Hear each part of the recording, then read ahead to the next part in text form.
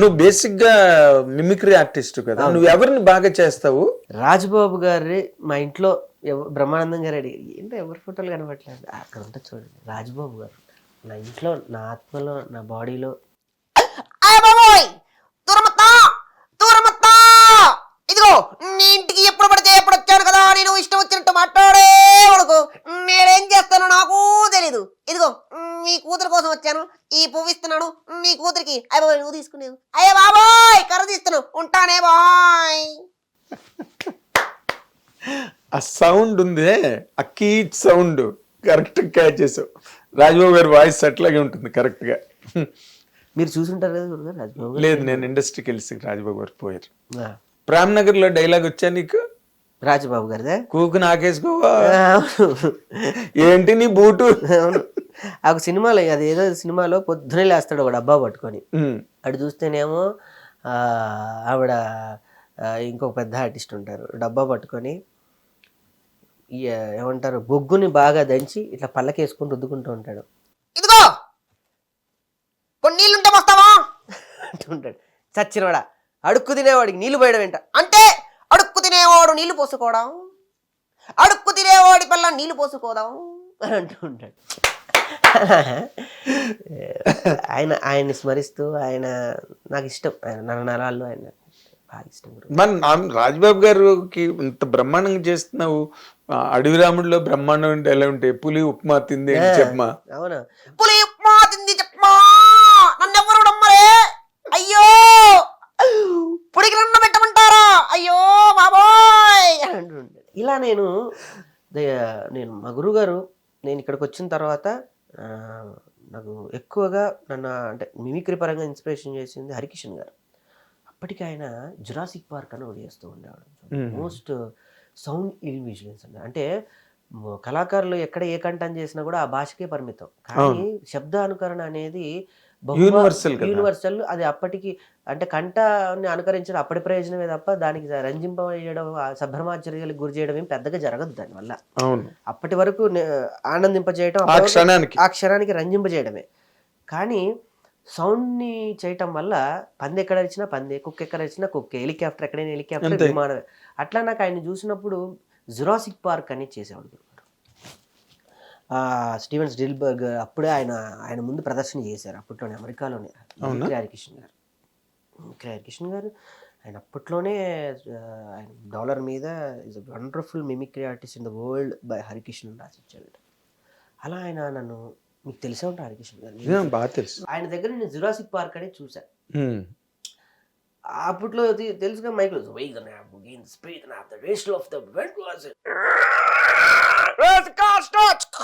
అని ఏదో చేస్తుంటే బాగుంది, నాకేదో ఇంగ్లీష్ అర్థమే చావదు. మనమేమో డిస్కంటిన్యూ కదా వరంగల్ నుంచి ఇక్కడ తెచ్చింది. ఏందయ్యా ఒకరోజు కూర్చొని ఏం చేయొచ్చు, ఏం చేద్దాం దీన్ని రిపేర్లు చేయాలని కూర్చొని నేను, నాకు అత్యంత ప్రజాదరణ తెచ్చింది. నేను ఏ స్టేజ్ మీదకి వేదిక జురాసిక్ పార్క్ సినిమాలో రాజబాబు గారి హీరో ఎలా ఉంటుందని నేను చేశాను. చెప్పవా? హెలికాప్టర్లు ఆఫ్రికా అడవుల్లోకి హెలికాప్టర్లు వస్తూ ఉంటాయి.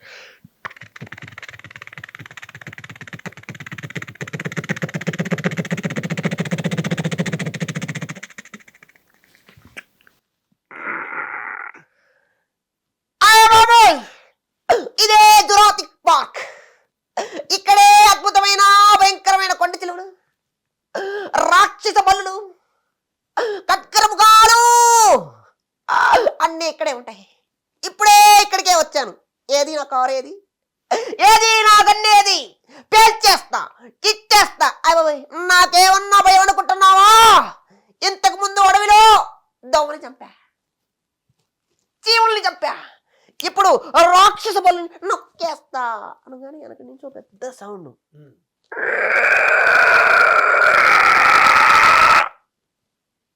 ఏంటది, ఏదో అరుస్తున్నట్టుగా ఉంది.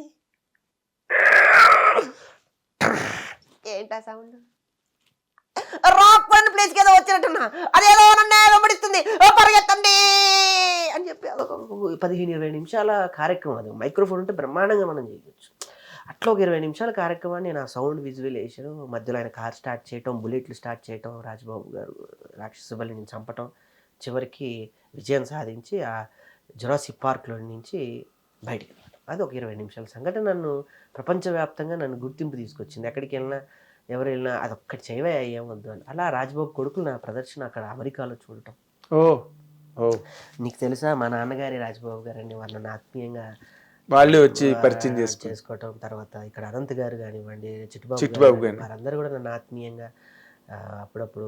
అన్నిటికీ మించి నాకు గొప్ప జ్ఞాపకం జీవితంలో ఏంటంటే రమప్రభ గారు, నువ్వు మళ్ళీ పుట్టావురా రాజ్బాబు అంటూ ఉంటుంది. నాకు ఎప్పుడన్నా ఆవిడ ఎన్ని రాజ్బాబు గారితో ఎంత కాంబినేషన్. ఆవిడ బోర్ కొట్టినప్పుడల్లా నేను మాలలో ఉన్న ప్రతి సంవత్సరం, ఇప్పుడే ఈ సినిమా వాళ్ళు వెళ్ళలేను, ప్రతి సంవత్సరం 2 రోజులు ఒక రోజు వెళ్ళి అవుతూ ఉండి మదనపల్లి వెళ్ళిపోతే అక్కడికి వెళ్ళిపోయి ఈ మనసులకి ఇవన్నీ నాటకీయ పరిణామాలు దూరంగా ఒక 2 రోజులు ప్రశాంతంగా ఒళ్ళో పెట్టుకొని పాత జ్ఞాపకాలు ఎప్పుడు వాళ్ళ ముందు అన్ని మాట్లాడుకుంటూ ఆమె సరదాగా మళ్ళీ వినిపిస్తూ. ఆవిడ పెద్ద అనుభవాల సముద్రం ఆవిడ సినిమా ఇండస్ట్రీ. ఎన్నో ఎన్నో నాకు చెప్పి అవును ఆవిడ ఎన్నో ఆవిడ మహానుభావురాలు. అంత గొప్ప నటి నన్ను ఆదరించడం, నా బిడ్డను ఆదరించడం, మా సుజాతను కూడా పెళ్లి జరిగేటప్పుడు వాడిని బాగా చూసుకోమ్మా వాడు కళాకారుడు అని, నా బిడ్డ నీ చేతిలో పెడుతున్నా అని చెప్పి. ఇవన్నీ బాగానే ఉన్నాయి కానీ అసలు మా ఏ భార్య కూడా ఇల్లు కొంటానంటే ఆనందపడుతుంది, పొలదండ వేస్తుంది, కానీ ఇల్లు తాకట్టు గట్ట పెడతానంటే చెప్పు తీసి కొడుతుంది. మీ ఆవిడ ఊరుకుందా? కారు కూడా పెడతామంది. ఎందుకంటే అది కూడా ఆవిడ మనకి ఎందుకు కాళ్ళు ఉన్నాయి కదా కారు పెట్టేద్దాం అంది. పాపం బంగారం. అందరి ప్రోత్సాహం వల్లే. అదే అక్కడే నీకు ప్రారంభమైంది అసలు ధైర్యం, ఆ అమ్మాయి దగ్గర నుంచి కదా. అమ్మాయి ఎంకరేజ్ చేసింది చాలా గురుగారు. అసలు ఆవిడ ముందు వీ షుడ్ కంగ్రాచులేట్ హర్. ఎందుకంటే నువ్వు ఇన్నాళ్ళు పడ్డ కష్టానికి ఇది ఒక సమగ్రమైన రూపం ఈ సినిమా. నీకున్న ప్యాషన్కి ఇండస్ట్రీ అంటే. చదువు సంజయ్ కూడా మానేసి ఇటు పక్కన నేను లాక్కొచ్చిందంటే ఎంత విధి, ఎంత బలీయమైనది. అందుకే ఉన్నాయి పెద్ద పెద్ద పాండవనం అసలు గుమ్మడిగా డైలాగ్ విధి చాలా బలీయమైనది. ఆనాడు ఆయనకే తప్పలేదే, అదే శివయ్యనే మర్రి చెట్టులో దాక్కోవాల్సిన కరెక్ట్.